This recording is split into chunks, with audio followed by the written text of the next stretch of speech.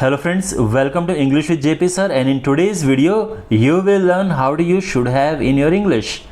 Should have का use आप अपनी इंग्लिश में कैसे करें ये आप इस वीडियो में सीखेंगे।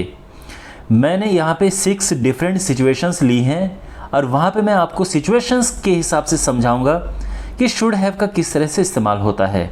So let's start. सबसे पहले मैं आपको ये बता दूँ कि शुड हैव का मीनिंग क्या है। देखो, शुड हैव होता है यानी जब भी आप कहते हैं कि मुझे ऐसा करना चाहिए था लेकिन आपने वो किया नहीं, आपने कुछ और किया, तो यहाँ पे हम कहते हैं शुड हैव। ध्यान रखना, जब भी सेंटेंस एंड होता है चाहिए था, जैसे मुझे उसकी हेल्प करनी चाहिए थी, मुझे रेड लाइट नहीं पार करनी चाहिए थी, मुझे बहुत ज़्यादा नहीं खाना चाहिए था, तो आप देख सकते हैं यहाँ पे एंड में आ रहा है चाहिए था। तो ये जो हमें एक रिग्रेट का फीलिंग देते हैं, मीन्स आप थोड़ा पछता रहे हैं, आप बाद में सोच रहे हैं कि आपको ऐसा करना चाहिए था। ऑलराइट, तो सबसे पहले सिचुएशन लेते हैं, सिचुएशन नंबर 1। तो यहाँ पे आप देख सकते हैं, सपोज दैट कोई पर्सन है अमित, उसको पैसों की ज़रूरत थी और वो मेरे पास आया, ठीक है, और मैंने उसकी मदद नहीं की। तो कुछ टाइम के बाद मैं सोचूंगा कि अरे यार मुझे उसकी मदद करनी चाहिए थी। तो इसको इंग्लिश में कैसे बोलेंगे? तो ये होगा I should have helped him. ध्यान रखना, अब यहाँ पे आप स्ट्रक्चर समझो। पहले सब्जेक्ट आएगा, फिर शुड हैव आएगा, फिर वर्ब की थर्ड फॉर्म आएगी और उसके बाद बाकी चीज़ें आएंगी। शुड हैव को आप शॉर्ट में शुड हैव कर सकते हो एक साथ कॉन्ट्रैक्ट करके। तो मुझे उसकी हेल्प करनी चाहिए थी, I should have helped him. मुझे अमित की हेल्प करनी चाहिए थी, I should have helped Amit. और मान लो कि आपने हेल्प की, या मान लो मैंने हेल्प की, लेकिन बाद में मैं पछता रहा हूँ कि यार मुझे हेल्प नहीं करनी चाहिए थी, वो अच्छा आदमी नहीं है। तो अब मैं क्या बोलूँगा कि मुझे हेल्प नहीं करनी चाहिए थी, आई shouldn't have helped him. Okay, अब दूसरी सिचुएशन देखते हैं। यहाँ पे एक बच्चा है, उसने पढ़ाई नहीं की और वो फेल हो गया। तो यहाँ पे एक सेंटेंस बनता है, मुझे पढ़ाई करनी चाहिए थी। तो क्या होगा? आई शुड हैव स्टडीड, या I should have worked hard. मुझे कड़ा परिश्रम करना चाहिए था, I should have worked hard. और अगर आप किसी और के लिए बोल रहे हैं तो आप कह सकते हैं Amit should have worked hard, या Amit should have studied well, you should have worked hard, you should have studied well.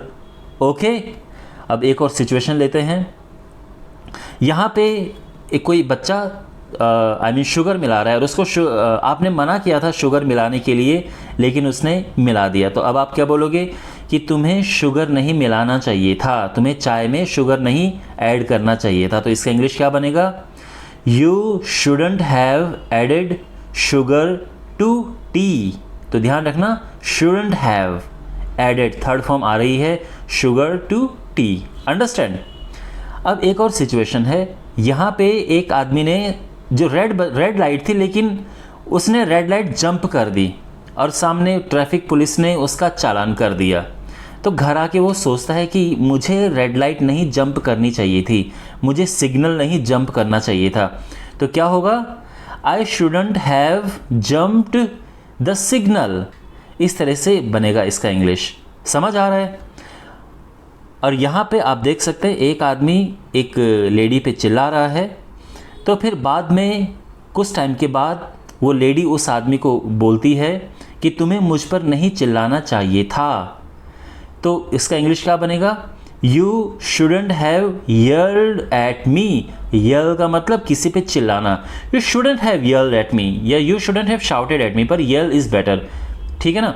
So you shouldn't have yelled at me. या आप बाहर से देख रहे हो तो आप ये बोलोगे कि बॉस को रीता पे नहीं चिल्लाना चाहिए था। So boss shouldn't have yelled at Rita. Understand? And finally एक सेंटेंस है, यहाँ पे एक पर्सन है, उन्होंने खूब सारा खाना खाया और उनकी तबीयत ख़राब हो गई। तो अब वो कह रहे हैं कि मुझे बहुत सारा नहीं खाना चाहिए था। तो क्या होगा? I shouldn't have eaten so much, या सो मच भी कह सकते हो, टू मच भी कह सकते हो, ठीक है ना? I shouldn't have eaten so much, या आप उसके लिए कह रहे हो कि तुम्हें बहुत ज़्यादा नहीं खाना चाहिए था, you shouldn't have eaten so much. Understand? Well my dear, I hope आपको ये अच्छे से समझ आया होगा. Give me your feedback in the comment box. Subscribe to the channel, share with your friends. See you in the next video. Take care.